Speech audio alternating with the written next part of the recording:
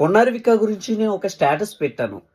ఒక brother call చేసి, "అన్న ఇలా స్టేటస్‌లు పెట్టి ఫండ్ రైజ్ చేసి ఇలా స్టేటస్‌లు పెట్టి ఇలాగా ఫండ్ కలెక్ట్ చేస్తున్నారు కదా! దీనికంటే గవర్నమెంట్ సహాయం చేస్తే సరిపోతుంది కదా!" అని చెప్పేసి.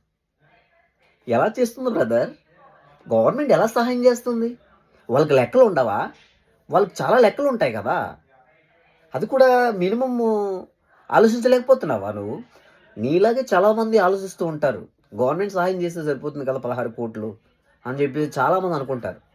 గవర్నమెంట్ సహాయం చేయాలంటే వెనక చాలా చాలా చాలా లెక్కలుంటాయి బ్రదర్. ఆ మాత్రం తెలీదా?